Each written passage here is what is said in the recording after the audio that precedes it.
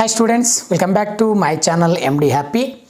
ಆತ್ಮೀಯ ದ್ವಿತೀಯ PUC ವಿದ್ಯಾರ್ಥಿಗಳ 2026 ಮತ್ತು 27ನೇ ಒಂದು ನೀಲ ನಕ್ಷೆಯನ್ನು ನೀಲಿ ತೆಗೆದುಕೊಂಡು ಬಂದಿದ್ದೀನಿ. ಸೊ ನಾನು ಹೇಳುವಂತಹ ಪ್ರಮುಖ 5 ಪಾಯಿಂಟ್ಗಳನ್ನು ನೀವು ಗಮನವಿಟ್ಟು ನೋಡ್ಕೊಳ್ಳಿ.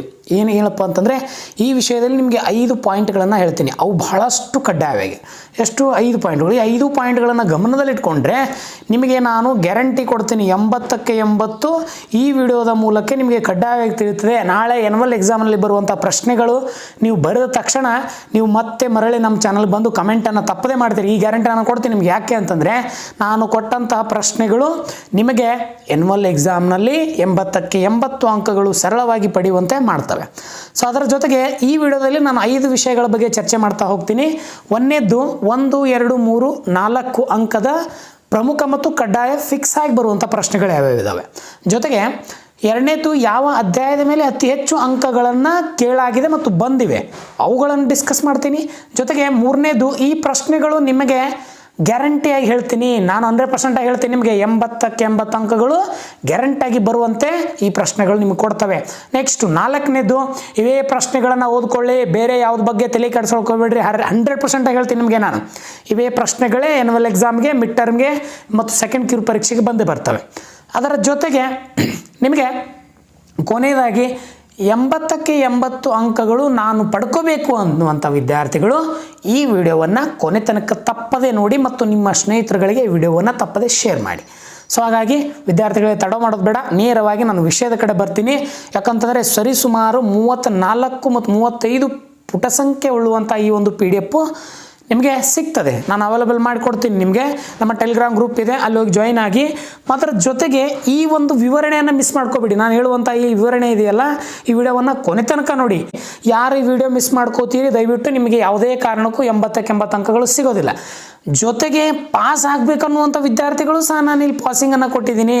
ಸೊ ದಯವಿಟ್ಟು ವಿಡಿಯೋ ಲಾಂಗ್ ಆದರೂ ಪರವಾಗಿಲ್ಲ, ದಯವಿಟ್ಟು ಈ ವಿಡಿಯೋನ ಕೊನೆ ತನಕ ನೋಡಿ ಅಂತ ಹೇಳ್ತೀನಿ. ನನ್ನದೊಂದು ಸಣ್ಣ ರಿಕ್ವೆಸ್ಟು, ನಮ್ಮ ಚಾನಲ್ ಇನ್ನೂ ಯಾರು ಸಬ್ಸ್ಕ್ರೈಬ್ ಆಗಿಲ್ಲ, ದಯವಿಟ್ಟು ನಮ್ಮ ಚಾನಲ್ನ ಸಬ್ಸ್ಕ್ರೈಬ್ ಮಾಡ್ಕೊಳ್ಳಿ ಅಂತ ಹೇಳ್ತಾ ಬನ್ನಿ ವಿಷಯದ ಕಡೆ ಹೋಗ್ತೀನಿ. ಭಾಳ ಇಂಟ್ರೆಸ್ಟಿಂಗ್ ಆಗಿದೆ. ಸರಿಸುಮಾರು 3-4 ದಿನಗಳು ತೆಗೆದುಕೊಂಡಿದೆ ನಾನು ವಿಡಿಯೋ ಮಾಡಬೇಕು ಅಂತಂದರೆ. ಸೊ ಈಗ ಸರ್ ನನಗೆ ಮೊದಲು ನಿಮಗಿಲ್ಲಿ ಕರ್ನಾಟಕ ಏನು ಒಂದು ಸ್ಕೂಲ್ ಎಜುಕೇಷನ್ ಬೋರ್ಡ್ ಆಫ್ ಇವ್ರು ಬಿಟ್ಟಿದ್ದಾರೆ. ಒಟ್ಟು 80 ಅಂಕಗಳು ವಿಷಯ ಕನ್ನಡ, ನಿಮಗೆಲ್ಲ ಗೊತ್ತು ನೀಲನಕ್ಷೆ. ಇಲ್ಲಿ ಈ ರೀತಿಯಾಗಿ ನೀವು ನೋಡ್ತಾ ಹೋದರೆ ನಿಮಗೆ ಯಾವುದೇ ಕಾರಣಕ್ಕೂ ಬ್ಲೂ ಪ್ರಿಂಟ್ ಅರ್ಥ ಮಾಡ್ಕೊಳ್ಳೋದು ಸ್ವಲ್ಪ ಕನ್ಫ್ಯೂಸ್ ಆಗ್ತದೆ. ಇಲ್ಲಿ ಪದ್ಯ ಭಾಗಗಳನ್ನು ಕೊಟ್ಟಿದ್ದಾರೆ, 43 ಅಂಕಗಳನ್ನು ನಿಗದಿಪಡಿಸಿದ್ದಾರೆ. ಅದಕ್ಕಿಂತ ಮೊದಲು ಒಂದು ಸ್ವಲ್ಪ ರೂಪರೇಷಕ್ಕೆ ಹೋಗ್ತೀನಿ. ಇಲ್ಲಿ ಪದ್ಯ ಭಾಗ, ಗದ್ಯ ಭಾಗ, ದೀರ್ಘಗದ್ಯ, ಭಾಷಾಭ್ಯಾಸ 4 ವಿಭಾಗದ ಮೇಲೆ ನಿಮ್ಗೆ ಅಂಕಗಳನ್ನು ಕೊಡ್ತಾರೆ.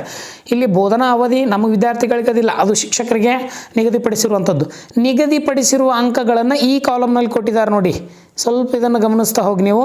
ನೆಕ್ಸ್ಟು ಆ ವಿಭಾಗ, ಅಲ್ಲಿ ಬಹು ಆಯ್ಕೆ ಪ್ರಶ್ನೆಗಳು ಬರ್ತವೆ, ಬಿಟ್ಟ ಸ್ಥಳ ಬರ್ತದೆ, ಹೊಂದಿಸಿ ಬರೆಯಲು ಬರ್ತದೆ, ಹೌದಾ? ಈ 3 ಆ ವಿಭಾಗದಲ್ಲಿ ಬರುವಂಥದ್ದು. ಆ ವಿಭಾಗದಲ್ಲಿ 2 ಅಂಕದ ಪ್ರಶ್ನೆಗಳು ಬರ್ತವೆ, ಈ ವಿಭಾಗದಲ್ಲಿ 3 ಅಂಕದ ಪ್ರಶ್ನೆಗಳು ಬರ್ತವೆ, ಈ ವಿಭಾಗದಲ್ಲಿ 4 ಅಂಕದು, ಇನ್ನು ಹೂ ವಿಭಾಗದಲ್ಲಿ ಭಾಷಾಭ್ಯಾಸದ ಸಂಬಂಧಪಟ್ಟಂಥದ್ದೇ. ಇದು ನಿಮಗೆ ಸ್ವಲ್ಪ ಗೊಂದಲ ಆಗ್ತದೆ ಸರ್. ನೇರವಾಗಿ ನಿಮಗೆ ನಾನೇನು ಮಾಡಿದ್ದೀನಿ, ಆ ಪದ್ಯ ಭಾಗ, ಆ ಪದ್ಯದ ಮೇಲೆ ನಿಗದಿಪಡಿಸಿರುವಂಥ ಅಂಕಗಳು ಜೊತೆಗೆ ಯಾವ ಪ್ರಶ್ನೆಗಳು ಬಂದಿದೆಯೋ ಸಹ ಈ ವಿಡಿಯೋದಲ್ಲಿ ಕೊಟ್ಟಿದ್ದೀನಿ. ಹಾಗಾದರೆ ಬನ್ನಿ, ತಡ ಮಾಡೋದು ಬೇಡ, ಅದರ ಕಡೆ ಕರ್ಕೊಂಡು ಹೋಗ್ತೀನಿ. ಸೊ ಮೊದಲನೇದಾಗಿ ಸ್ವಲ್ಪ ನಿಮಗೆ ಅಧ್ಯಾಯವಾರು ಮತ್ತು ಅಂಕಗಳ ಹಂಚಿಕೆಯನ್ನು ಕೊಡ್ತೀನಿ, ದಯವಿಟ್ಟು ಇದನ್ನು ಗಮನಿಸ್ತಾ ಹೋಗಿ. ಇದು ಭಾಳ ಇಂಪಾರ್ಟೆಂಟ್ ನಿಮಗೆ. ನೋಡಿ ಏನು ಹೇಳ್ತಾರೆ, ಆ ವಿಭಾಗಕ್ಕೆ ಸಂಬಂಧಪಟ್ಟಂತೆ ಬಹು ಆಯ್ಕೆ ಪ್ರಶ್ನೆಗಳಿದ್ದಾವೆ. ಒಟ್ಟು 10 ಬಹು ಆಯ್ಕೆ ಪ್ರಶ್ನೆಗಳನ್ನು ಕೊಡ್ತಾರೆ. ಗಮನದಲ್ಲಿಟ್ಕೊಳ್ಳಿ, ಗ್ಯಾರಂಟಿಯಾಗಿ ನಿಖರವಾಗಿ ಮಾಹಿತಿಯನ್ನು ಕೊಡ್ತಾ ಇದ್ದೀನಿ. ದಯವಿಟ್ಟು ನಿಮ್ಮ ಸ್ನೇಹಿತರುಗಳಿಗೆ ಶೇರ್ ಮಾಡಿ. ಜೊತೆಗೆ ನಿಮ್ಮ ಕಾಲೇಜಿನ ಕನ್ನಡ ಶಿಕ್ಷಕರ ಜೊತೆ ಈ ವಿಡಿಯೋವನ್ನು ಚರ್ಚೆ ಮಾಡಿ. ಏನೆಲ್ಲ ವ್ಯತ್ಯಾಸ ಇದೆ ಸರ್, ಈ ಸರ್ ಕೊಟ್ಟಿದ್ದಾರೆ, ಇದಕ್ಕೂ ನೀವು ಹೇಳುವಂಥ ವ್ಯತ್ಯಾಸ ಏನಿದೆ ಅದನ್ನು ಕಂಡುಕೊಳ್ಳಿ, ಯಾರು ಸ್ಕೋರಿಂಗ್ ಮಾಡುವಂಥ ವಿದ್ಯಾರ್ಥಿಗಳು. ನೆಕ್ಸ್ಟ್ ನೋಡಿ, ಬಹು ಆಯ್ಕೆಯಲ್ಲಿ ಪದ್ಯ ಭಾಗಕ್ಕೆ ಸಂಬಂಧಿಸಿದಂತೆ 4 ಅಂಕಗಳು ಬರ್ತವೆ, ಪ್ರಶ್ನೆಗಳು ಬರ್ತವೆ. ಯಾವ್ಯಾವ್ದು ಬರ್ತವೆ ಮುಂದೆ ಹೇಳ್ತೀನಿ. ಗದ್ಯ ಭಾಗದಲ್ಲಿ 3 ಪ್ರಶ್ನೆಗಳು ಬರ್ತವೆ, ನಾಟಕ ಭಾಗದಲ್ಲಿ 3 ಪ್ರಶ್ನೆಗಳು, ಒಟ್ಟು ಎಷ್ಟಾಯಿತು 10 ಅಂಕಗಳಾಯಿತು ಮತ್ತು 10 ಪ್ರಶ್ನೆಗಳನ್ನು ಕೇಳಲಾಯಿತು. ಈಗ ನೆಕ್ಸ್ಟ್ ಹೋಗ್ತೀನಿ, ಇಲ್ಲಿ ನೋಡಿ ನೆಕ್ಸ್ಟ್ ಇಲ್ಲಿ ಬಿಟ್ಟ ಸ್ಥಳ ತುಂಬಿರಿ. ಇಲ್ಲಿ 5 ಪ್ರಶ್ನೆಗಳು ಕೇವಲ ಗದ್ಯ ಭಾಗದಿಂದ ಮಾರ್ತವೆ. ನೀವು ಪ್ರಶ್ನೆ ಪತ್ರಿಕೆಯನ್ನು ನೋಡಿ, ಹಳೆ ಪ್ರಶ್ನೆ ಪತ್ರಿಕೆ ಆಗಲಿ ಅಥವಾ ಈ ಬ್ಲೂ ಪ್ರಿಂಟ್ ನೋಡಿದಾಗ 5 ಅಂಕಗಳು ಕೇವಲ ಗದ್ಯ ಭಾಗದಲ್ಲಿ ಮಾತ್ರ ಬರ್ತವೆ, ಉಳಿದ ಯಾವುದೋ ಭಾಗದಲ್ಲಿ ಬರುವುದಿಲ್ಲ. ನೆಕ್ಸ್ಟ್ ಇನ್ನು ಹೊಂದಿಸಿ ಬರೆಗೆ ಬರ್ತೀವಿ, ಅಲ್ಲಿ 5 ಪ್ರಶ್ನೆಗಳನ್ನು ಕೇಳ್ತಾರೆ, ಪದ್ಯ ಭಾಗಕ್ಕೆ ಮಾತ್ರ ಸೀಮಿತ ಅನ್ಸೋದು. ಸರ್ ನಾಟಕಕ್ಕೆ ಬರುವುದಿಲ್ವಾ? ಇಲ್ಲಿ ದಯವಿಟ್ಟು ನಾಟಕಕ್ಕೆ ಯಾವುದೇ ಬಿಟ್ಟ ಸ್ಥಳ ಆಗಲಿ ಹೊಂದಿಸಿ ಬರೆಯಲ್ಲಿ ಕೇಳೋದಿಲ್ಲ. ಸೊ ದಯವಿಟ್ಟು ನೀವು ಈ 2 ವಿಭಾಗಗಳು, ಒಂದು ಪದ್ಯ ಭಾಗ ಕೊಟ್ಟರೆ ಇನ್ನೊಂದು ಗದ್ಯ ಭಾಗ ಕೊಟ್ಟಿರ್ತಾನೆ. ಸೊ ಯಾವುದ್ರೂ ನೆನ್ಪಿಟ್ಕೊಳ್ಳಿ. ಇನ್ನು ಪದ್ಯದಲ್ಲಿ 9 ಅಂಕಗಳಿದ್ದಾವೆ. ಎಷ್ಟು? 9. ಗದ್ಯದಲ್ಲಿ 8 ಅಂಕಗಳು, ಇನ್ನು ನಾಟಕದಲ್ಲಿ 3 ಅಂಕಗಳು. ಒಟ್ಟು ಎಷ್ಟು? 20 ಅಂಕಗಳನ್ನು ನಿಮಗೆ 1 ಅಂಕಕ್ಕೆ ಸಂಬಂಧಿಸಿದಂತೆ ನೀಡಲಾಗ್ತದೆ. ಎಷ್ಟು ಅಂಕಗಳು? 20 ಅಂಕಗಳು. ಇದು ನೆನಪಿರಬೇಕು.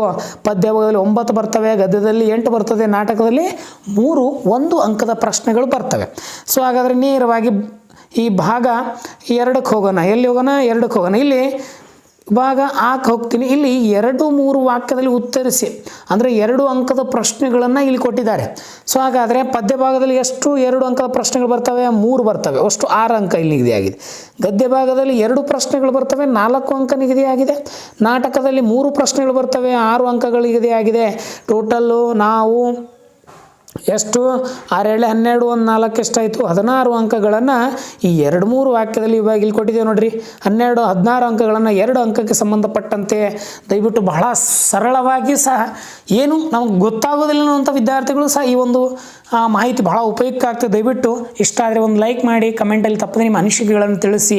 ನಾನು ಮಾಡೋದೇ ವಿಡಿಯೋ ನಿಮಗೋಸ್ಕರ. ಈ ವರ್ಷ 2026 ಮತ್ತು 27ನೇ ಸಾಲಿಗೆ ಎಲ್ಲ ವಿದ್ಯಾರ್ಥಿಗಳು ಕನ್ನಡದಲ್ಲಿ 80ಕ್ಕೆ 80 ಅಂಕಗಳು ತೆಗೆದುಕೊಳ್ಳೋದು ನನ್ನ ಕನಸಾಗಿದೆ. ದಯವಿಟ್ಟು ನನ್ನ ಕನಸಿನ ಜೊತೆ ನಿಮ್ಮ ಆಶಯಗಳು ಸಹ ಈಡೇರಿಸಿ ಅಂತ ಹೇಳ್ತೀನಿ. ನೆಕ್ಸ್ಟು ಈ ಭಾಗ ಬರ್ತೀನಿ. ಸಂದರ್ಭ ಸೂಚಿಸಿ ಸ್ವಾರಸ್ಯ ಬರೆಯಿರಿ. 3 ಅಂಕದ ಪ್ರಶ್ನೆ ಇದೆ, ನೆನಪಿರಲಿ ನಿಮಗೆ. ಸಂದರ್ಭ ಕೇಳೋದೇ 3 ಅಂಕ ಕೇಳ್ತಾನೆ. ಪದ್ಯ ಭಾಗದಲ್ಲಿ 2 ಪ್ರಶ್ನೆ ಕೇಳಿದ್ರೆ 6 ಅಂಕ ನಿಗದಿಯಾಗಿದೆ. ಗದ್ಯ ಭಾಗದಲ್ಲಿ 1 ಅಂಕ ಪ್ರಶ್ನೆ ಬರ್ತದೆ, 3 ಅಂಕ ನಿಗದಿಯಾಗಿದೆ. ನಾಟಕದಲ್ಲಿ 1 ಪ್ರಶ್ನೆ ನಿಮಗೆ ಸಂದರ್ಭ ಕೇಳ್ತಾನೆ, 3 ಅಂಕ. ಒಟ್ಟು 12 ಅಂಕಗಳು 3 ಅಂಕಕ್ಕೆ ಸಂಬಂಧಿಸಿದಂತೆ 3 ವಿಭಾಗದಲ್ಲಿ ಕೇಳ್ತಾನೆ. ಪದ್ಯ, ಗದ್ಯ, ನಾಟಕ. ಅದಕ್ಕೆ ನಾವು ದೀರ್ಘ ಗದ್ಯನು ಅಂತ ಕರಿತೀವಿ. ನೆಕ್ಸ್ಟು ಈ ಭಾಗ ಬರ್ತೀನಿ. ಇಲ್ಲಿ 5-6 ವಾಕ್ಯಗಳಲ್ಲಿ ಉತ್ತರಿಸಿ ಅಂತ ಕೊಟ್ಟಿದ್ದಾರೆ. 4 ಅಂಕದ ಪ್ರಶ್ನೆ. ನೆನಪಿರಲಿ, ವಿಡಿಯೋ ಭಾಳ ಲಾಂಗ್ ಆಗ್ತದೆ, ದಯವಿಟ್ಟು ವಿಡಿಯೋ ಕೊನೆ ತನಕ ನೋಡಿ. ಪದ್ಯ ಭಾಗ 2 ಪ್ರಶ್ನೆಗಳನ್ನು 8 ಅಂಕಗಳಲ್ಲಿ ನೋಡ್ರಿ, 4 ಅಂಕದ ಪ್ರಶ್ನೆಗಳಿರ್ತವೆ. ಪದ್ಯ ಭಾಗದಲ್ಲಿ 2 ಅಂಕದ ಪ್ರಶ್ನೆ ಬರ್ತವೆ, 8 ಅಂಕ ನಿಗದಿಯಾಗಿದೆ. ಗದ್ಯ ಭಾಗದಲ್ಲಿ 1 ಪ್ರಶ್ನೆ 4 ಅಂಕ ನಿಗದಿಯಾಗಿದೆ. ನಾಟಕದಲ್ಲಿ 1 ಪ್ರಶ್ನೆ 4 ಅಂಕ ನಿಗದಿ. ಹಾಗಾಗಿ ಒಟ್ಟು 16 ಅಂಕಗಳು ನಿಗದಿಯಾಗಿವೆ. ದಯವಿಟ್ಟು 4 ಅಂಕ ಸಂಬಂಧಪಟ್ಟಂತೆ ಇವು ನೋಡ್ಕೊತ ಹೋಗಿ ಅಂತ ಹೇಳ್ತೀನಿ. ನೆಕ್ಸ್ಟು ಕೊನೆ ಭಾಗ ಹೂ ಭಾಗಕ್ಕೆ ಬರ್ತೀನಿ. ಇಲ್ಲಿ ಭಾಷಾಭ್ಯಾಸವನ್ನು ಕೊಟ್ಟಿದ್ದಾರೆ, ನಿಮಗೆ ಗ್ರಾಮರನ್ನು ಕೊಡ್ತಾರೆ. ದಯವಿಟ್ಟು ನೆನ್ಪಿಟ್ಕೊಳ್ಳಿ. ಪ್ರಬಂಧ ಬರ್ತದೆ. ಪ್ರಬಂಧಕ್ಕಿಂತ ಮುಂಚೆ ನಾನು ಇಲ್ಲಿ ಕೆಲವೊಂದು ಹೇಳಕ್ಕೆ ಹೋಗ್ತೀನಿ. ಭಾಷಾ ಜ್ಞಾನದಲ್ಲಿ ಸಮಾನಾರ್ಥಕ ಶಬ್ದ, ನಿರುಕ್ತಿ ಮತ್ತು ಅನ್ಯ ಭಾಷೆಯ ಪದಗಳು, ಈ ಏನು ಕ್ರಿಯಾಪದಗಳು ಇವೆಲ್ಲವೂ ಬರ್ತವೆ. ಹೌದಾ? ಅಲ್ಲಿ ಒಟ್ಟು 8 ಅಂಕಗಳು ನಿಗದಿಯಾಗಿವೆ. ಪ್ರಬಂಧಕ್ಕೆ 4 ಅಂಕ ನಿಗದಿ ಆದರೆ ಪತ್ರಕ್ಕೆ 4 ಅಂಕ. ಒಟ್ಟು 16 ಅಂಕಗಳು ಈ ಒಂದು ಭಾಷಾಭ್ಯಾಸದಲ್ಲಿ ನಿಗದಿಯಾಗಿದೆ. ಇನ್ನು ನೆಕ್ಸ್ಟು ನಾನು ಅಂಕಗಳ ವಿವರಣೆಗೆ ಸ್ವಲ್ಪ ಹೋಗ್ತೀನಿ. ದಯವಿಟ್ಟು ಇವು ಎಷ್ಟು ತಿಳ್ಕೋತೀರಿ, ನಾಳೆ ನಿಮಗೆ ಯಾವ ರೀತಿ ಓದಬೇಕು, ಅದನ್ನು ಯಾವ ರೀತಿ ಸ್ಟಡಿ ಮಾಡಬೇಕು, ಯಾವ ರೀತಿ ನಾನು ನೀಲಕ್ಷಣ ಸರಿಯಾಗಿ ಅರ್ಥ ಮಾಡಿಕೊಂಡ್ರೆ ನನಗೆ ಸ್ಕೋರ್ ಆಗ್ತದೆ ಅನ್ನೋಂಥದ್ದು ಭಾಳ ಇಂಪಾರ್ಟೆಂಟು. ಇಲ್ಲಿ ಅಂಕಗಳ ವಿವರಣೆಯನ್ನು ಒಂದು ಕೊಟ್ಟಿದ್ದೀನಿ ನಿಮಗೆ. ಇಲ್ಲಿ ಯಾವ ರೀತಿ ಅಂಕಗಳನ್ನು ಹಂಚಿಕೆ ಮಾಡಿದ್ದೇನೆ ಅಂತ ನೋಡ್ತೀವಿ. ಬಹು ಆಯ್ಕೆಯಲ್ಲಿ 10 ಅಂಕ ಬರ್ತದೆ, ಬಿಟ್ಟ ಸ್ಥಳದಲ್ಲಿ 5 ಅಂಕ ಬರ್ತದೆ, ಹೊಂದಿಸಿ ಬರೆಯಲ್ಲಿ 5 ಅಂಕ ಬರ್ತದೆ, 2-3 ವಾಕ್ಯಗಳಲ್ಲಿ ಉತ್ತರಿಸಿ 16 ಅಂಕಗಳು ಬರ್ತವೆ, ಸಂದರ್ಭ ಸೂಚಿಸಿ 12 ಅಂಕ, 5-6 ವಾಕ್ಯಗಳಲ್ಲಿ 16 ಅಂಕ. ಒಟ್ಟು ಎಷ್ಟಾಯ್ತು ರೀ? 80 ಅಂಕಗಳಾಯಿತು. ಇದರಲ್ಲಿ ನಾವು ಭಾಷಾಭ್ಯಾಸವನ್ನು ಮೆನ್ಷನ್ ಮಾಡೋಣ. ಹೌದಾ? ಇನ್ನು ನೆಕ್ಸ್ಟ್ ಮುಂದೆ ಹೋಗ್ತೀನಿ. ಇದು ಸ್ಕೋರ್ ಮಾಡುವಂಥ ವಿದ್ಯಾರ್ಥಿಗಳಿಗೆ 80 ಅಂಕ ಪಡೆಯುವುದು. ನೆಕ್ಸ್ಟ್ ಪಾಸಿಂಗ್ ಅಂಕ ಇರುವಂಥ ವಿದ್ಯಾರ್ಥಿಗಳಿಗೆ ಸರ್ ನಮಗೆ ಪಾಸ್ ಆಗಬೇಕು ಕನ್ನಡದಲ್ಲಿ, ಆದರೆ ಯಾವ ರೀತಿ ಪ್ರಿಪೇರ್ ಮಾಡ್ಬೇಕಂತ ಹೇಳ್ತಾ ಅಂತಂದಾಗ ಇಲ್ಲಿ ನೋಡಿ, ನೀವು ಗಮನವಿಟ್ಟು ಬಹು ಆಯ್ಕೆ 10 ಪ್ರಶ್ನೆಗಳನ್ನು ಸರಿಯಾಗಿ ಬರಿಬೇಕು ನಾಳೆ ಆ್ಯನ್ಯುವಲ್ ಎಕ್ಸಾಮ್ನಲ್ಲಿ. ಬಿಟ್ಟ ಸ್ಥಳವನ್ನು ಉತ್ತರ ಅಲ್ಲೇ ಕೊಟ್ಟಿರ್ತಾರೆ, ಅವನು ಸಹ ಸರಿಯಾಗಿ ಬರಿಬೇಕು. ಹೊಂದಿಸಿ ಬರೆ ಇದೆ, ಅಲ್ಲೇ ಅವುಗಳನ್ನು ಮ್ಯಾಚ್ ಮಾಡಿರಿ. ಒಟ್ಟು ನಿಮಗೆ 20 ಅಂಕ ಇಲ್ಲಿ ಸಿಕ್ಕಂಗಾಯಿತು. ಇನ್ನು ಭಾಷಾಭ್ಯಾಸದಲ್ಲಿ 16 ಅಂಕ ಇದೆ, ಒಂದು ಪತ್ರ ಇದೆ, ಒಂದು ಪ್ರಬಂಧ ಇದೆ. ಇನ್ನು ಈ ಉಳಿದ 16 ಅಂಕಗಳನ್ನು ಬಿಡಿಸಿದ್ರೆ ಒಟ್ಟು 36 ಅಂಕಗಳು ನಿಮಗೆ ಪಾಸಿಂಗ್ಗೆ ಸಂಬಂಧಿಸಿದಂತೆ ಆರಾಮಾಗಿ ಸಿಗ್ತವೆ, ಕನ್ನಡದಲ್ಲಿ ಆರಾಮಾಗಿ ಪಾಸ್ ಆಗ್ಬೋದು. ನನ್ನ ವಿಡಿಯೋ ನೋಡುವಂಥ ಎಲ್ಲ ದ್ವಿತೀಯ PUC ವಿದ್ಯಾರ್ಥಿಗಳು ಯಾವುದೇ ಕಾರಣಕ್ಕೂ ಕನ್ನಡ ವಿಷಯದಲ್ಲಿ ಫೇಲ್ ಆಗಬಾರ್ದು. ಇದು ನಮ್ಮ ಒಂದು ಗುರಿಯನ್ನು ಇಟ್ಕೊಂಡು ನಾವು ಮುಂದೆ ಸಾಗ್ತಿದ್ದೀವಿ. ಈಗ ನೇರವಾಗಿ 2026 ಮತ್ತು 27ನೇ ಒಂದು ಬ್ಲೂ ಪ್ರಿಂಟ್ಗೆ ನಿಮ್ಮನ್ನೆಲ್ಲನ್ನ ಕರ್ಕೊಂಡು ಹೋಗ್ತೀನಿ. ಇದು ತಿಳ್ಕೊಳ್ಳೋದು ಬಹಳ ಮುಖ್ಯ. ನೋಡಿ, 2 ದ್ವಿತೀಯ PUC ಕನ್ನಡ ಬ್ಲೂ ಪ್ರಿಂಟ್ ಅಂತ ಕೊಟ್ಟು ಇಲ್ಲಿ ಮೊದಲು ನಾನು ಪದ್ಯ ಭಾಗವನ್ನು ತೆಗೆದುಕೊಂಡಿದ್ದೀನಿ. ಸೊ ಅದರ ರೀತಿ ಅಲ್ಲಿ ಗೋರ್ಮೆಂಟ್ ಕೊಟ್ಟಂತಹ ಬ್ಲೂ ಪ್ರಿಂಟನ್ನು ಸಹ ಕರ್ಕೊಂಡು ಬಂದಿದ್ದೀನಿ. ನೋಡಿ, ಇಲ್ಲಿ ಪದ್ಯ ಭಾಗದಲ್ಲಿ ಒಟ್ಟು 43 ಅಂಕಗಳಂತ ಹೇಳಿದ್ವಿ. ಸೊ ಹಾಗಾದರೆ ಒಂದೊಂದು ಪದ್ಯಕ್ಕೆ ಎಷ್ಟೆಷ್ಟು ಅಂಕ ಕೊಟ್ಟಿದ್ದಾರೆ ಅಂತ ಹೇಳಿ ನೋಡ್ತಾ ಹೋಗೋಣ. ಇಲ್ಲಿ ಕದಡಿದ ಸಲಿಲಂ ಎಂಬ ಒಂದು ಪದ್ಯ ಭಾಗಕ್ಕೆ 7 ಅಂಕಗಳನ್ನು ನಿಗದಿಪಡಿಸಿದ್ದಾರೆ. ಎಷ್ಟು ಅಂಕಗಳು? 7 ಅಂಕಗಳು. ಯಾವ ವಿಭಾಗದಲ್ಲಿ? 1 ಅಂಕದ ಬಹು ಆಯ್ಕೆಯಲ್ಲಿ 1 ಪ್ರಶ್ನೆ ಕೇಳ್ತಾನೆ, 2 ಅಂಕದಲ್ಲಿ 2-3 ವಾಕ್ಯದಲ್ಲಿ 1 ಪ್ರಶ್ನೆ ಕೇಳ್ತಾನೆ, ಜೊತೆಗೆ 5-6 ವಾಕ್ಯದಲ್ಲಿ ಉತ್ತರಿಸಿ ಅಂತೇಳಿ 4 ಅಂಕದ 1 ಪ್ರಶ್ನೆಯನ್ನು ಕೊಡ್ತಾನೆ. ಗೊಂದಲ ಮಾಡ್ಕೋಬೇಡಿ, ಈ ಚಾರ್ಟನ್ನು ಇಟ್ಕೊಂಡು ಕೆಳಗೆ ನಾನು ಬರ್ತೀನಿ. ಇಲ್ಲಿ ಕದಡಿದ ಸಲಿಲಂ ತಿಳಿಯುವಂಥದ್ದೇ ಪದ್ಯದ ಮೇಲೆ 1 ಅಂಕದ 5 ಪ್ರಮುಖ ಪ್ರಶ್ನೆಗಳನ್ನು ವಿವರಣೆ ಕೊಡ್ತೀನಿ. ನಾನು ಇಲ್ಲಿ 5 ಓದ್ಕೊಳ್ಳಿ ಸಾಕು. 2-3 ವಾಕ್ಯದಲ್ಲಿ ಉತ್ತರಿಸಿ ಅಂತ ಪ್ರಶ್ನೆಗಳನ್ನು 5 ಕೊಡ್ತೀನಿ. ಅವು ಪ್ರಮುಖವಾಗಿರುವಂಥ ಪ್ರಶ್ನೆಗಳು, ಅವನ್ನು ಪ್ರಿಪೇರ್ ಮಾಡ್ಕೊಳ್ಳಿ. ಆ ಒಂದು ಪದ್ಯದಲ್ಲಿ ಬರುವಂಥ 5 ಪ್ರಶ್ನೆಗಳು ಓದ್ಕೊಂಡ್ರೆ ಸರಳ. ಇನ್ನು 5-6 ವಾಕ್ಯದಲ್ಲಿ ಉತ್ತರಿಸಿ 5 ಪ್ರಶ್ನೆಗಳು ಬರ್ತವೆ. ಆ ಪ್ರಮುಖ ಪ್ರಶ್ನೆಗಳನ್ನು ಕೊಟ್ಟಿದ್ದೀನಿ ಕೆಳಗೆ. ಯಾವೆಲ್ಲ ಪ್ರಶ್ನೆಗಳು ಬಂದಿವೆ ಅಂತೇಳಿ ನೋಟ್ಸ್ ಮಾಡ್ಕೊಳ್ಳಿ. ಇನ್ನು ಮುಂದಿನ ಒಂದು ಮಂಡಳಿ ಬಿಟ್ಟಂತಹ 5 ಮಾದರಿ ಪ್ರಶ್ನೆ ಪತ್ರಿಕೆಗಳು ಸಂಪೂರ್ಣ ವಿವರಣಾತ್ಮಕ ವಿಡಿಯೋವನ್ನು ಮಾಡ್ತೀನಿ. ಸೊ ಅದನ್ನು ನೋಡ್ಕೊತಾ ಹೋಗಿ ಅಂತ ಹೇಳ್ತೀನಿ. ನೆಕ್ಸ್ಟ್ ಒಟ್ಟು ಪ್ರಶ್ನೆಗಳು 15 ಇದ್ದಾವೆ ಈ ಪಾಠದ ಮೇಲೆ. ನಿಮಗೆ ಪ್ರಮುಖವಾಗಿ 15 ಪ್ರಶ್ನೆಗಳನ್ನು ನಾನಿಲ್ಲಿ ಕೊಟ್ಟಿದ್ದೀನಿ. ಈ ಪದ್ಯದ ಮೇಲೆ ನಿಗದಿಪಡಿಸಿದ ಅಂಕಗಳು 7 ಅಂತ ಹೇಳ್ತೀನಿ. 7 ಅಂಕ ಪಡಿಬೇಕು ಅಂದರೆ ನೀವು 15 ಪ್ರಶ್ನೆಗಳನ್ನು ಸರಿಯಾಗಿ ಕಡ್ಡಾಯ ಓದ್ಕೊಂಡ್ರೆ. ಯಾವ ಪ್ರಶ್ನೆಗಳು? 15 ಪ್ರಶ್ನೆ ಓದ್ಕೊಂಡ್ಬಿಡ್ರಿ. 15ರಲ್ಲಿ ಕಂಪಲ್ಸರಿ 7 ಪ್ರಶ್ನೆಗಳು ಬಂದೇ ಬರ್ತವೆ. ಇನ್ನು ನೆಕ್ಸ್ಟು ಇಲ್ಲಿ ಯಾವ ಪ್ರಶ್ನೆಗಳು ಬಂದಿವೆ ಅನ್ನೋದು ಸ್ವಲ್ಪ ಕಣ್ಣಾಡಿಸೋದು ಹೋಗೋಣ. 1 ಅಂಕದ ಪ್ರಶ್ನೆ 5 ಕೇಳಿದ್ದಾನೆ. ಪ್ರಮುಖ ಅಂತ ಹೇಳ್ತಿದ್ದೆ ನಾನಿಲ್ಲಿ, ಯಾವುದೇ ಸುಮ್ಮನೆ ಕೊಡ್ತಾ ಇಲ್ಲ. ಮಂಡಳಿ ಕೊಟ್ಟಂಥ ಮಾಹಿತಿ ಪ್ರಕಾರನೇ ಪ್ರಶ್ನೆ ತಂದೀನಿ. ರಾವಣನಿಗೆ ಯಾರ ಬಗ್ಗೆ ವೈರಾಗ್ಯ ಮೂಡಿತು? ಬಹಳ ಸರಿ ಬಂದಿದೆ. ಸಮಧಿಕರಾರ್ ಜಗತ್ತೊಳದೊಳಗೆ ನೆಲಗೊರ್ಚಿನುದನ್ನಾರ್ ಸಮರದೊಳೆಂದು ತನ್ನ ಭುಜದಂಡ ಮನಿಕ್ಷಿಷಿ ಎಂಬ ಪದ್ಯಭಾಗವನ್ನು ವ್ಯಕ್ತವಾಗುವಂಥ ಭಾವ ಅಂತ ಕೇಳಿದರೆ ಆಲ್ರೆಡಿ ಮಾಡೆಲ್ ಕ್ವಶನ್ ಪೇಪರ್ 1ರಲ್ಲಿ ಪ್ರಶ್ನೆ ಬಂದಿದೆ. ನಿಮಗೆ ನಾಳೆ ವಿವರಣೆ ಕೊಡ್ತೀನಿ. ನೆಕ್ಸ್ಟ್ ಪ್ರಶ್ನೆ, ಸೀತೆಯ ತೃಣ ಸಮಾನವೆಂದು ಭಾವಿಸಿದ್ದು ಅಂತ ಹೇಳ್ತಾನೆ. ಇನ್ನು ಇಲ್ಲಿ ನಿಮಗೆ ಹೊಂದಿಸಿ ಬರೆಯಲಿ 2 ಪ್ರಶ್ನೆಗಳನ್ನು ಕೊಡ್ತಾರೆ. ರಾಮಚಂದ್ರ ಚರಿತ ಪುರಾಣ, ಅದರ ಮುಂದೆ ಉತ್ತರ ನಾಗಚಂದ್ರ. ನೆಕ್ಸ್ಟು ನಾಗಚಂದ್ರ, ಅದರ ಮುಂದೆ ಅವರ ಪಂಪ ಪುರಾಣ ಅಂಥೇಳಿ 2 ಪ್ರಶ್ನೆಗಳನ್ನು 1ನೇ ಪದ್ಯದ ಮೇಲೆ ಹೊಂದಿಸಿ ಬರೆಗೆ ಕೇಳುವಂಥದ್ದು. ನಿಮ್ಗೆ ಆಲ್ರೆಡಿ ಹೇಳಿ ನಾನು, ಬಿಟ್ಟ ಸ್ಥಳ ಗದ್ಯ ಭಾಗದಲ್ಲಿ ಬಂದರೆ ಪದ್ಯ ಭಾಗಕ್ಕೆ ಸಂಬಂಧಿಸಿದ ಹೊಂದಿಸಿ ಬರೆ ಬರ್ತದೆ. ಇನ್ನು ಈ ಪದ್ಯದ ಮೇಲೆ 3 ವಾಕ್ಯದಲ್ಲಿ ಉತ್ತರಿಸಿ ಎನ್ನುವಂಥ 5 ಪ್ರಮುಖ ಪ್ರಶ್ನೆಗಳನ್ನು ಕೊಟ್ಟಿದ್ದೀನಿ ನೋಡಿ. ರಾವಣ ತನ್ನ ಅಂತಃಪುರದ ಸ್ತ್ರೀಯರನ್ನು ಹೇಗೆ ಸಂತೈಸಿದನು? ರಾವಣನು ಅಂತಿಮವಾಗಿ ಯಾವ ತೀರ್ಮಾನಕ್ಕೆ ಬರುತ್ತಾನೆ? ಸೀತೆಯ ತಲ್ಲಣಕ್ಕೆ ಕಾರಣವೇನು? ರಾವಣನು ಸೊಕ್ಕಿನಿಂದ ಸೀತೆಯನ್ನು ಉದ್ದೇಶಿಸಿ ಆಡಿದ ಮಾತುಗಳಾವವು? ರಾವಣ ಜಾನಕಿಯನ್ನು ನೋಡಲು ಎಲ್ಲಿಗೆ ಯಾರು ಬರುವಂತೆ ಬಂದನು? ಎಲ್ಲವೂ ಇಂಪಾರ್ಟೆಂಟು. 5ರಲ್ಲಿ ನಿಮಗೆ ಬೇಕಾದ 1 ಪ್ರಶ್ನೆಗೆ ಇಲ್ಲಿ ಉತ್ತರವನ್ನು ಕೊಡಬೇಕು. ನೆನಪಿರಲಿ, 5 ಚಾಯ್ಸಿಂಗ್ ಕೊಟ್ಟಿದ್ದೀನಿ. 4ರಲ್ಲಿ ಯಾವುದು 1 ಬರ್ತದೆ ಅದು ನಾಳೆ ಎನ್ಯುವಲ್ ಎಕ್ಸಾಮ್ನಲ್ಲಿ ಅದನ್ನು ಬರೀರಿ, ಮಿಡ್ ಟರ್ಮಿಗೆ ಬರೀರಿ ಅಂತ ಹೇಳ್ತೀನಿ. ನೆಕ್ಸ್ಟು 5-6 ವಾಕ್ಯಗಳಲ್ಲಿ ಉತ್ತರಿಸಿ 5 ಪ್ರಶ್ನೆ ಇಲ್ಲಿ ತಂದಿದ್ದೀನಿ. ಪ್ರವರ್ಧಮನದಲ್ಲಿ ರಾವಣ ಸೀತೆಯನ್ನು ನಡುವೆ ನಡೆದ ಸಂಭಾಷಣೆಯನ್ನು ವಿವರಿಸಿ. ಈ ಪ್ರಮದವನದಲ್ಲಿ ರಾವಣ ಮತ್ತು ಸೀತೆ ನಡುವೆ ಒಂದು ಸಂಭಾಷಣೆ ನಡೀತದೆ, ಅದು ಹೇಗೆ ಅಂತ ತಿಳಿಸಿ ಅಂತ ಹೇಳ್ತಾರೆ.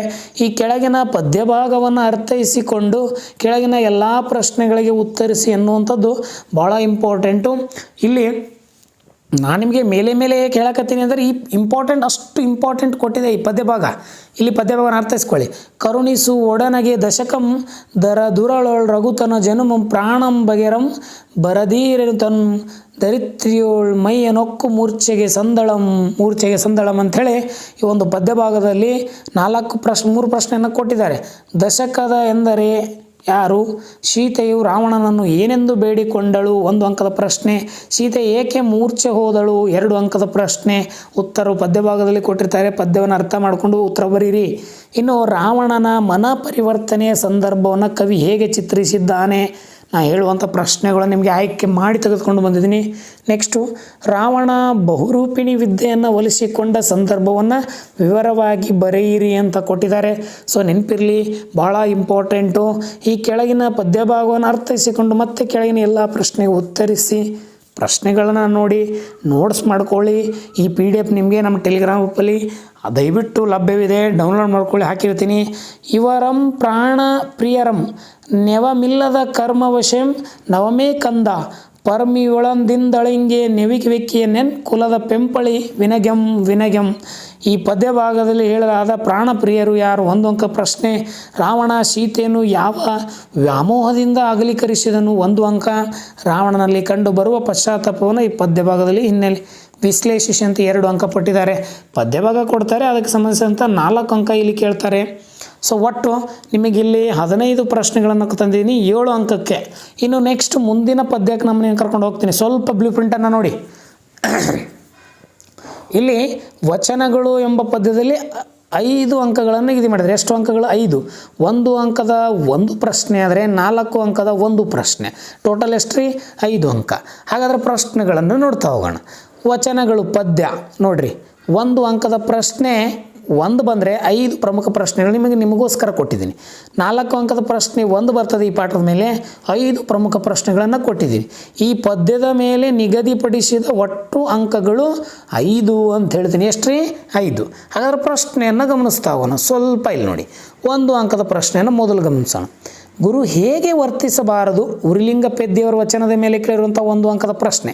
ಇದರಿಂದ ಪರಿಮಳವನ್ನು ಅರಿಯಬಹುದು. ಮತ್ತು ಉರಿಲಿಂಗ ಪೆದ್ದಿಯವರ ವಚನಗಳ ಮೇಲೆ ಯಾರ ಕೈಯಲ್ಲಿ ದರ್ಪಣವಿದ್ದು ಫಲವಿಲ್ಲ. ಬಸವಣ್ಣವರ ವಚನದ ಮೇಲೆ ಉರಿಲಿಂಗ ಪೆದ್ದಿ ಹೇಳುವಂತೆ ಮಂಗಳಲಿಂಗ ಅಂಗದ ಮೇಲಿದ್ದವನು ಯಾರು ಎಂದು ನೆನೆಯುವುದಿಲ್ಲ. ಇವೆಲ್ಲವೂ ಏನಿದಾವಲ್ಲ ಬಹು ಆಯ್ಕೆ ಪ್ರಶ್ನೆಗಳು, ನೆನಪಿರಲಿ ನಿಮಗೆ. ಇನ್ನು ಯಾರ ಕೈಯಲ್ಲಿ ಚಂದ್ರಾಯುಧ ಇಲ್ಲ ಫಲವಿಲ್ಲ ಅಂತೇಳಿ ಬಸವಣ್ಣವರು ಕೇಳಿರುವಂಥದ್ದು. ಒಟ್ಟು 5 ಪ್ರಶ್ನೆಗಳನ್ನು ತೆಗೆದುಕೊಂಡು ಬಂದಿದ್ದೀನಿ. ನೆಕ್ಸ್ಟು 4 ಅಂಕದ ಈ ಪದ್ಯದ ಮೇಲೆ ಕೇಳುವಂಥ ಪ್ರಶ್ನೆಗಳು 5 ಇದ್ದಾವೆ ನೋಡಿ. ಮಂಗಳಲಿಂಗದ ಮಹತ್ವ. ಸರ್ ಇಲ್ಲಿ ರೋಮನ್ ಸಂಖ್ಯೆಗಳ 1 ಎಡ ಕೊಟ್ಟಿಲ್ಲ ಅಂತ ನೀವು ಕೇಳ್ಬೋದು. ಇದು ಪ್ರಶ್ನೆ ಸಂಖ್ಯೆ. ಆ ಪ್ರಶ್ನೆ ಪತ್ರಿಕೆಯಲ್ಲಿ ಬರುವಂತಹ ಪ್ರಶ್ನೆ ಸಂಖ್ಯೆ ಇದೆ, ದಯವಿಟ್ಟು ಅದನ್ನು ಸಹ ಲಕ್ಷ್ಯ ಕೊಟ್ಟು ನೋಡಿ. ನೆಕ್ಸ್ಟು ಉರಿಲಿಂಗ ಪೆದ್ದಿ ಹೇಗೆ ವಿವರಿಸಿದ್ದಾನೆ?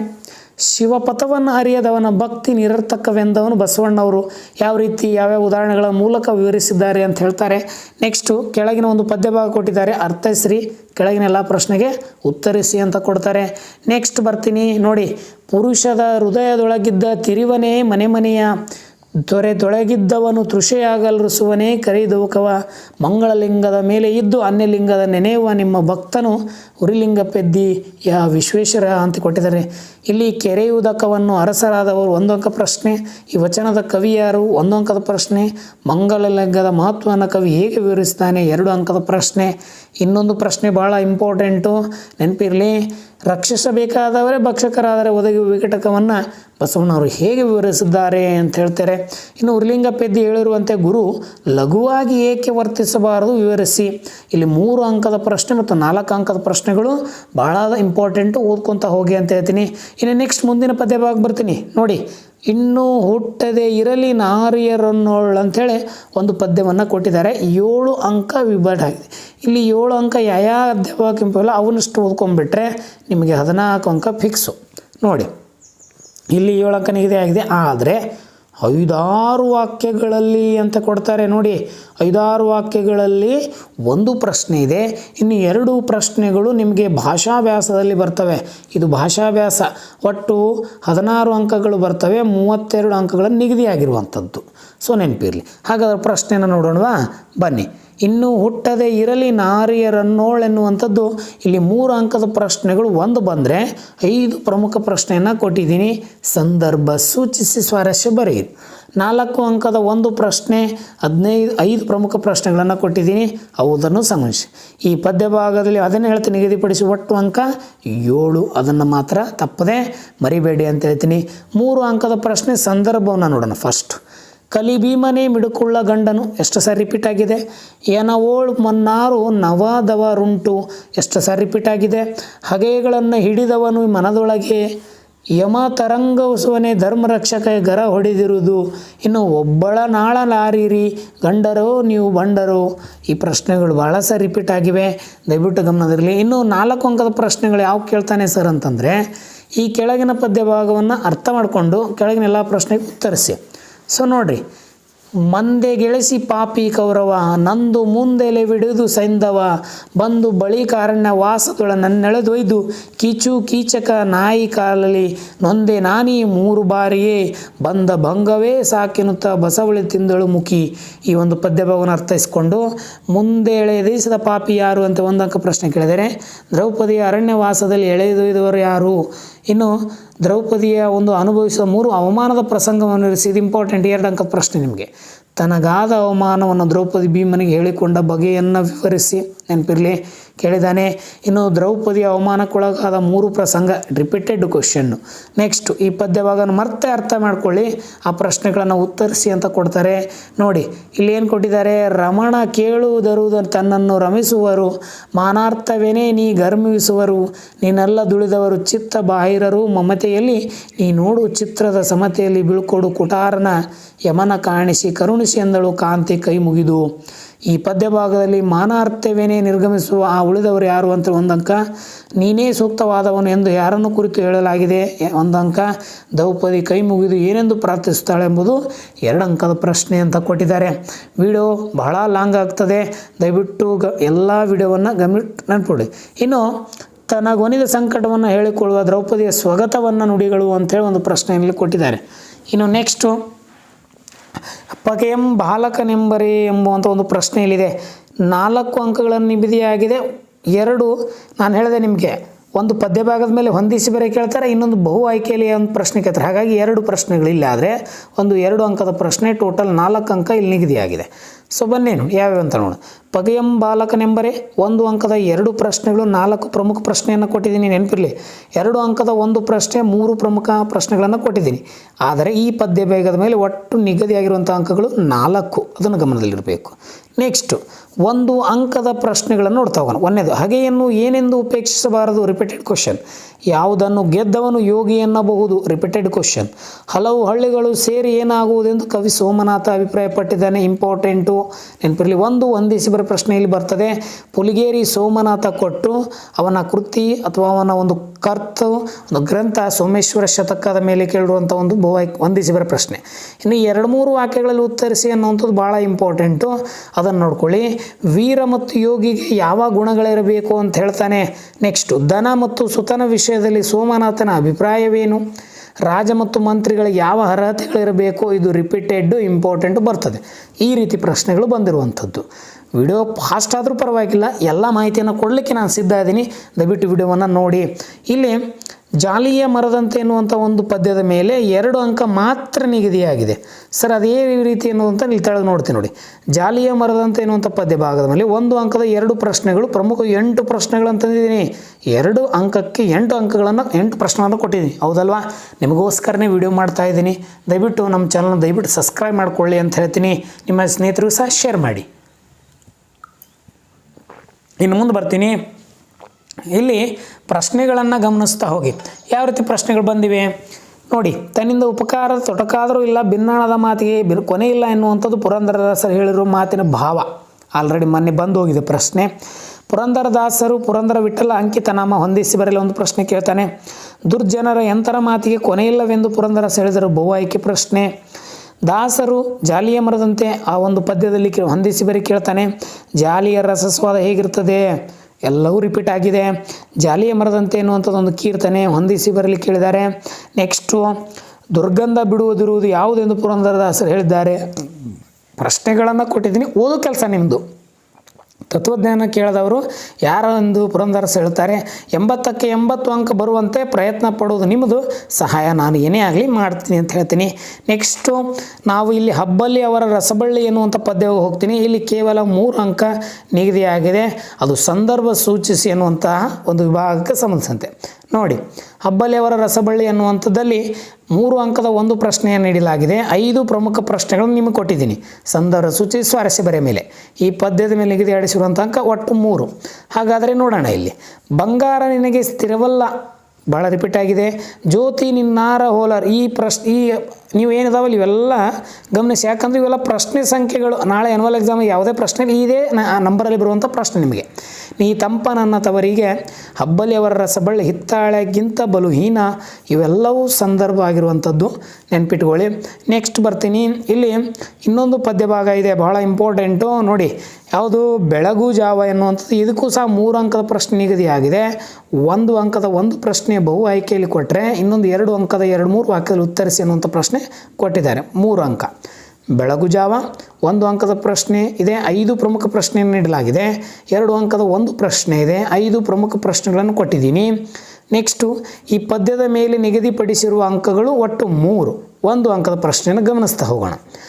ನೋಡಿ, ಯಾವುದಕ್ಕೆ ಸೆಳವಿದೆ ಎಂದು ಕವಿ ಹೇಳುತ್ತಾರೆ? ಭಾಳ ಇಂಪಾರ್ಟೆಂಟ್. ಮುಕ್ತ ಕಂಠ ಮತ್ತು ಬೆಳಗು ಜಾಗವು ಎನ್ನುವಂಥದ್ದು ಈ ಬೇಂದ್ರೆಯವರ ಹೊಂದಿಸಿ ಬರೆಗೆ ಸಂಬಂಧಿಸಿದಂತು. ಬಾನವರಲ್ಲುಂಟು, ಮರ ಚಿಗುರಲ್ಲುಂಟು, ಬರಲುಂಟೆ ಸುಗ್ಗಿ ಮತ್ತೆ. ಇಂಪಾರ್ಟೆಂಟು ಬಹು ಆಯ್ಕೆ ಪ್ರಶ್ನೆ. ಮುಳುಗಿರಲಿ ಮುಪ್ಪು ಚಿಂತನೆಂದು ತಾನು ಹರೆಯಕ್ಕೆ ಬೇರೆ ಹೊತ್ತೆ. ಈ ಪದ್ಯ ಭಾಗಕ್ಕೆ ಸಂಬಂಧಿಸಿದಂತೆ ಕೆಳಗಿನ ಯಾವ ಜೋಡಿ ಹೊಂದಾಣಿಕೆ ಆಗುತ್ತದೆ ಅನ್ನುವಂಥದ್ದು ಆಯ್ಕೆ ಕೊಟ್ಟಿರ್ತಾನೆ ನಿಮಗೆ. ನಾಳೆ ಆ ಪ್ರಶ್ನೆ ಬರ್ತದೆ. ಬಾನ ಹೊರಗಲುಂಟೆ, ಮರ ಚಿಗುರಲುಂಟೆ, ಬರಲುಂಟೆ ಸುಗ್ಗಿ ಮತ್ತೆ. ಈ ಸಾಲುಗಳಲ್ಲಿ ಹೊಮ್ಮರಿರುವ ಕವಿಯ ಭಾವ ಅಂತ ಕೊಡ್ತಾರೆ. ಇನ್ನು ಹೊಂದಿಸಿ ಬರೆಯಲ್ಲಿ ಒಂದು ಪ್ರಶ್ನೆ ಇದೆ, ಮುಕ್ತ ಕಂಠ, ಮತ್ತೆ ಅದೇ ದರಾ ಬೇಂದ್ರೆ ಅಂಥೇಳಿ. ಸೊ ಭಾಳಷ್ಟು ಇಂಪಾರ್ಟೆಂಟು, ದಯವಿಟ್ಟು ನೋಡ್ತಾ ಹೋಗಿ ಅಂತ ಹೇಳ್ತೀನಿ. ಇನ್ನು ನೆಕ್ಸ್ಟು 2-3 ವಾಕ್ಯದಲ್ಲಿ ಯಾವ ರೀತಿ ಪ್ರಶ್ನೆಗಳನ್ನು ಇಲ್ಲಿ ಕೇಳಿದ್ದಾರೆ ಅನ್ನುವಂಥದ್ದು ನೋಡ್ತಾ ಹೋದಾಗ ಇಲ್ಲಿ ನೋಡಿ, ಹುಸಿನಿದ್ದೆ ಸಾಕು ಎದ್ದೇಳಿ ಎಂದು ಕವಿ ಬೇಂದ್ರೆ ಮಕ್ಕಳಿಗೆ ಹೇಳಲು ಕಾರಣವೇನು? ಬೆಳಗು ಬೇಟೆಗಾರ ಬರಲು ಬಗೆ ಹೇಗೆ? ಕವಿ ಬೇಂದ್ರೆಯವರು ಹೇಳಿರುವಂತೆ ಮುಪ್ಪು ಮತ್ತು ಹರೆಯದವರ ನಡುವಿನ ವ್ಯತ್ಯಾಸವೇನು? ಭಾಳ ಇಂಪಾರ್ಟೆಂಟು. ಬಾನು ಮರದ ನಿತ್ಯದ ಬಗ್ಗೆ ಕವಿ ಹೇಗೆ ಹೇಳಲಿದ್ದಾನೆ? ಕವಿ ಬೇಂದ್ರೆಯವರ ಮಕ್ಕಳಿಗೆ ಬಾಳಿನ ಬಗ್ಗೆ ಕೊಡುವ ಸಂದೇಶವೇನು? 2-3 ವಾಕ್ಯಗಳಲ್ಲಿ ಉತ್ತರಿಸಿ ಅನ್ನುವಂಥದ್ದು ಭಾಳ ಇಂಪಾರ್ಟೆಂಟ್ ಆಗಿರುವಂಥ ಪ್ರಶ್ನೆಗಳನ್ನು ಕೊಟ್ಟಿದ್ದೇವೆ. ಇನ್ನು ಇಲ್ಲಿ ನಿಮಗೆ 8ನೇ ಒಂದು ಪದ್ಯ 4 ಅಂಕ ನಿಗದಿಯಾಗಿರುವಂಥದ್ದು ಮುಂಬೈ ಜಾತಕ. ಅದು ಎಲ್ಲಿ ಅಂತಂದರೆ ಕೇವಲ 5-6 ವಾಕ್ಯದಲ್ಲಿ ಬರುವಂಥ ಪ್ರಶ್ನೆ. ಹಾಗಾದರೆ ನೋಡಿ, ಮುಂಬೈ ಜಾತಕ 4 ಅಂಕದ 1 ಪ್ರಶ್ನೆ ಇದೆ. ಪ್ರಮುಖ 5 ಪ್ರಶ್ನೆಗಳನ್ನು ಇಲ್ಲಿ ನೀಡಲಾಗಿದೆ. ಈ ಪದ್ಯದ ಮೇಲೆ ನಿಗದಿಪಡಿಸಿರುವ ಅಂಕಗಳು ಒಟ್ಟು 4. ಹಾಗಾದರೆ 5-6 ವಾಕ್ಯದಲ್ಲಿ ಬರುವಂಥ ಪ್ರಶ್ನೆಗಳನ್ನು ಗಮನಿಸ್ತಾ ಹೋಗೋಣ. ನಗರ ಜೀವನದ ಯಾಂತ್ರಿಕ ವಿವರಗಳು ಮುಂಬೈ ಜಾತಕ ಕವಿತೆಯಲ್ಲಿ ಹೇಗೆ ಚಿತ್ರಣಗೊಂಡಿವೆ? ವಿವರಿಸಿ. ಮುಂಬೈ ಜಾತಕದಲ್ಲಿ ಮಕ್ಕಳ ಬಾಲಚಿತ್ರಣ ಹೇಗೆ ನಿರೂಪವಾಗಿದೆ? ನೋಡಿ, ಪ್ರಶ್ನೆಗಳು ಯಾವ ರೀತಿ ಬಂದಿವೆ. ಮುಂಬೈ ಜಾತಕ ಕವಿತೆಯಲ್ಲಿ ತಂದೆ ತಾಯಿಗಳ ಗೋಚರವಾಗುವ ಬಗ್ಗೆ ವಿವರಿಸಿದ್ದಾರೆ. ಮಗು ಕಲಿತದ್ದನ್ನು ಮತ್ತು ವಿದ್ಯಾಭ್ಯಾಸ ಮಾಡುವ ವಿವರಗಳನ್ನು ವಿಶ್ಲೇಷಿಸಿ. ಭಾಳ ಇಂಪಾರ್ಟೆಂಟ್ ಆಗಿರುವಂಥ ಪ್ರಶ್ನೆಗಳು. ಇನ್ನು ಇಲ್ಲಿ ಶಿಲುಬೆಗೇರಿದ್ದಾನೆ ಎಂಬ ಪದ್ಯದ ಮೇಲೆ ಒಟ್ಟು 3 ಅಂಕ ನಿಗದಿಯಾಗಿದೆ. 1 ಅಂಕದ ಬಹು ಆಯ್ಕೆಯಲ್ಲಿ ಕೇಳಿರ್ಬೋದು ಅಥವಾ ಹೊಂದಿಸಿ ಬರಲಿ ಕೇಳಿರ್ಬೋದು. ಇನ್ನು 1-2-3 ವಾಕ್ಯದಲ್ಲಿ ಅಂತ ಕೇಳ್ತೀನಿ. ಪ್ರಶ್ನೆಗಳನ್ನು ನೋಡ್ತಾ ಹೋಗೋಣ ಬನ್ನಿ. ಶಿಲುಬೆಗೇರಿದ್ದಾನೆ 1 ಅಂಕದ 1 ಪ್ರಶ್ನೆ, 3 ಪ್ರಮುಖ ಪ್ರಶ್ನೆಗಳಿದ್ದಾವೆ. 2-3 ವಾಕ್ಯ ಉತ್ತರಿಸಿ 5 ಪ್ರಮುಖ ಪ್ರಶ್ನೆಗಳಿದ್ದಾವೆ. ಒಟ್ಟು ಈ ಪದ್ಯದ ಮೇಲೆ ನಿಗದಿಪಡಿಸುವಂಥ ಒಟ್ಟು ಅಂಕಗಳು 3 ಅಂತ ಹೇಳ್ತೀನಿ. ಫಾಸ್ಟ್ ಆದರೂ ಪರವಾಗಿಲ್ಲ, ವಿಡಿಯೋವನ್ನು ಗಮನಿಸಿ. 1 ಅಂಕದ ಪ್ರಶ್ನೆಗಳನ್ನು KSR ನಿಸಾರ್ ಅಹಮದ್ ವ್ಯಕ್ತಿಪರ ಕವನಗಳು ಹೊಂದಿಸಿ ಬರೆಯಲಿ ಕೇಳ್ತಾನೆ. ಇದು fix question. KSR Nisar Ahmed ಶಿಲುಬೆಗೇರಿದ್ದಾನೆ ಹೊಂದಿಸಿ ಬರೆಯಲಿ. ಇವರ ಕಂಬನಿ ಒರೆಸಿ ಶಿಲುಬೆಗೇರಿದ್ದಾನೆ. ಇದು ಬಹು ಆಯ್ಕೆ ಪ್ರಶ್ನೆ, ನೆನಪಿರಲಿ. 1 ಪ್ರಶ್ನೆ ಕೇಳ್ತಾನೆ. 2 ಬಹು ಆಯ್ಕೆ ಆದರೆ 1, 2 ಬಿಟ್ಟ ಸ್ಥಳ ಆದರೆ 1 ಬಹು ಆಯ್ಕೆ. 2-3 ವಾಕ್ಯದಲ್ಲಿ ಉತ್ತರಿಸಿ. ಶಿಲುಬೆಗೇರಿದವರ ಗುಣಗಳು ಇಂದು ಯಾವ ವೇಷ ತಾಳಿವೆ? ಜೀಸಸ್ ಎಲ್ಲಿ ಶಿಲುಬೆಗೇರಿದ್ದಾನೆ? ನೆಕ್ಸ್ಟು ಶಿಲುಬೆಗೇರಿದವರ ಗುಣಗಳು ಇಂದು ಯಾವ ವೇಷ ತಾಳಿವೆ? Repeated question. ಕ್ರಿಸ್ಮಸ್ ಮನೆಗೆ ಬಂದು ಏನನ್ನು ಹೊತ್ತು ತಂದಿತ್ತು? ಯಾವ ವಸ್ತುಗಳು ಕಾಲರೆಯನ್ನು ಗುಜರಿಗೆ ಸೇರಿವೆ ಅನ್ನುವಂಥದ್ದು ಒಟ್ಟು ನಿಮಗೆ 1 ಅಂಕದ ಮತ್ತು 2 ಅಂಕದ ಪ್ರಶ್ನೆ ಕೊಟ್ಟಿದ್ದೀನಿ. 3 ಅಂಕ ನಿಗದಿಯಾಗಿದೆ. ಇಂಪಾರ್ಟೆಂಟು. ಇನ್ನು ನೆಕ್ಸ್ಟ್ ಬರ್ತೀನಿ. ಯಾವುದು? ಒಂದು ಹೂ ಹೆಚ್ಚಿಗೆ ಇಡುತ್ತೇನೆ ಒಂದು ಪದ್ಯ ಭಾಗದಲ್ಲಿ 3 ಅಂಕ. ಕೇವಲ ಸಂದರ್ಭ ಸೂಚಿಸಿ ಸ್ವಾರಸ್ಯ ಬರೆಗೆ ನಿಗದಿಯಾಗಿದೆ. ಹಾಗಾದರೆ ಬನ್ನಿ, ಒಂದು ಹೂ ಹೆಚ್ಚಿಗೆ ಇಡುತ್ತೇನೆ 3 ಅಂಕದ 1 ಪ್ರಶ್ನೆ, ಪ್ರಮುಖ 4 ಅಂಕನ ಕೊಟ್ಟಿದ್ದೀನಿ. ಸಂದರ್ಭ ಸೂಚಿಸಿ ಸ್ವಾರಸ್ಯ ಬರೆಯಿರಿ. ಪ್ರಶ್ನೆಗಳನ್ನು ನೋಡಿ. ಇನ್ನೊಂದು ಸೇರ್ಪಡೆ ಆ ಲೀಲಾ ಮಾತ್ರನಿಗೆ ಮಾತೆ ಮರೆತು ಹೋಗಿದೆ ಕಣೆ. ಒಂದು ಹೂ ಹೆಚ್ಚಿಗೆ ಇಡುತ್ತೇನೆ ನಿನ್ನ ಗಟ್ಟಿ ಪಾದಕ್ಕೆ, ಪಾಪ ಮುದುಕ ದೂರದ ಅಸ್ಸಾಮಿನಲ್ಲಿದ್ದೆ ಅಂತೇಳಿ 4 ಪ್ರಶ್ನೆಗಳನ್ನು ಇಲ್ಲಿ ತಂದಿದ್ದೀನಿ. ಈ 4 ಪ್ರಶ್ನೆಗಳು ಕಡ್ಡಾಯವಾಗಿ ಬರ್ತವೆ. ಇನ್ನು 11ನೇದು ಹತ್ತಿ ಚಿತ್ತ ಮತ್ತು ಅಂತೇಳಿ 2 ಅಂಕ ಇಲ್ಲಿ ನಿಗದಿಯಾಗಿದೆ. 1 ಅಂಕ ಇಲ್ಲಿ ನಿಗದಿಯಾಗಿದೆ. ಅದು ಏನಪ್ಪ ಅಂತಂದರೆ ನಿಮಗೆ ಹೊಂದಿಸಿ ಬರಲಿ ಕೇಳುವಂಥ ಒಂದು ಪ್ರಶ್ನೆ. ಯಾವ ರೀತಿ ಪ್ರಶ್ನೆಗಳು ಬಂದಿವೆ ಅದನ್ನು ತೋರಿಸ್ತೀನಿ ನೋಡಿ. ಹತ್ತಿ, ಚಿತ್ತ ಮತ್ತು 1 ಅಂಕದ ಪ್ರಶ್ನೆ ಕೇವಲ ಹೊಂದಿಸಿ ಬರೆ ಮಾತ್ರ ಕೇಳ್ತಾನೆ. ಚಿಟ್ಟೆ ಮತ್ತು ಜೀವಯಾನ, ಟಿ ಯಲ್ಲಪ್ಪ ಹೊಂದಿಸಿ ಬರೆ. ಹತ್ತಿ, ಚಿತ್ತ ಮತ್ತು ಅಂತೇಳಿ ಕೊಟ್ಟು ಚಿತ್ತಿ ಮತ್ತು ಜೀವಯಾನ ಅಂತೇಳಿ ಈ ರೀತಿ ಪ್ರಶ್ನೆಗಳು ಕೊಡ್ತಾನೆ. ಇನ್ನು ಒಮ್ಮೆ ನಗುತ್ತೇವೆ ಎನ್ನುವಂಥದ್ದು ಒಂದು ನಿಮಗೆ ಬಹು ಆಯ್ಕೆ ಪ್ರಶ್ನೆಯಲ್ಲಿ ಕೇಳಬಹುದು.